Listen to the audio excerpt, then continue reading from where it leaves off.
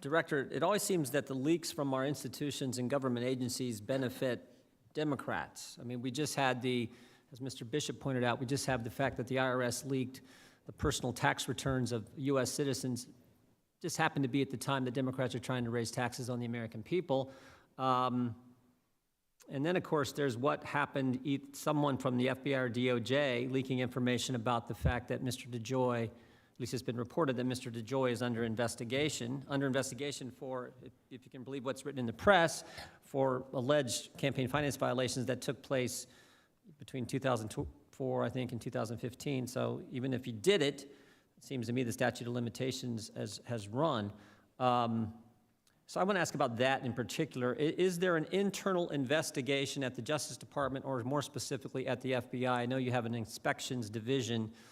This is the division, my understanding, that looked into Andy McCabe's issue when he leaked information that he shouldn't have leaked. Is there some kind of internal investigation going on? Well, as you by now have probably come to expect from me, Congressman, of course I can't confirm any specific investigations, but what I can tell you... No, I'm not talking about an investigation that the FBI is, I'm talking about an internal investigation to actions that someone in your division may have leaked information to the press regarding the Postmaster General. Likewise, I wouldn't confirm a specific investigation. We have our inspection division has a unit dedicated to internal investigations, and we put some of our best people in it because of how important it is. We also have, that I stood up in the last administration, in our counterintelligence division, a dedicated leak unit to pursue criminal investigations where that is appropriate. And in some cases, they work with each other, you know, because there's an administrative side and a criminal side.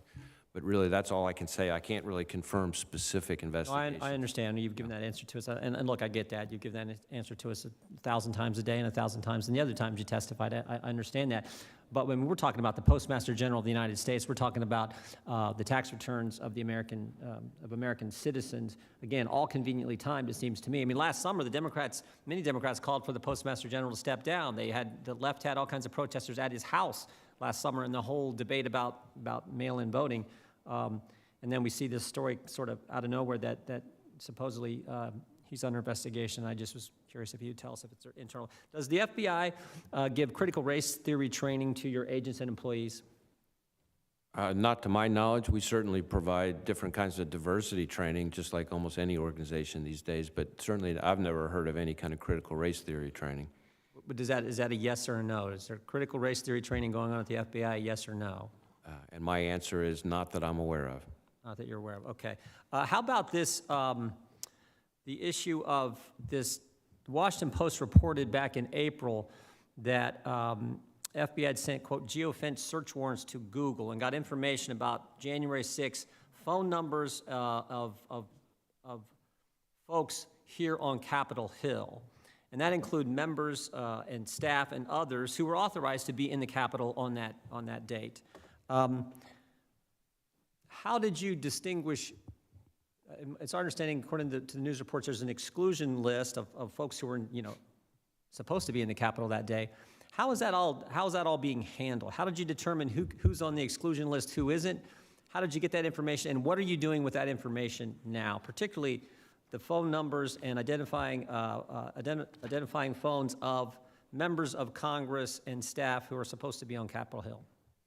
So I think you anticipated probably the most important part in your question, which is, again, and I want to be careful not to talk about any specific investigation, but the geolocation data that we're talking about is, again, it doesn't identify a person, it identifies a device. And so one of the first things we needed to do, because on January 6th itself, our focus was on trying to secure you all and the facility, so we weren't arresting people here on site. So after the fact, we needed to figure out who was here by looking at the list of device numbers. And then with that, we needed to be able to get from, and I think we got it from the Capitol Police, but I'm not sure about that, a list of who was, as you said, supposed to be here so that we could exclude those people and focus on the numbers of we know that who were some not people, supposed to be here, no, and then using those numbers, then start to pursue logical investigative leads of the people who were not supposed to be. No, I appreciate that, and thank you. But some people who were supposed to be here, we know were subsequently called by the FBI, and they were staff on Capitol Hill. That's because you didn't know, you were finding out, I mean, what was going on there?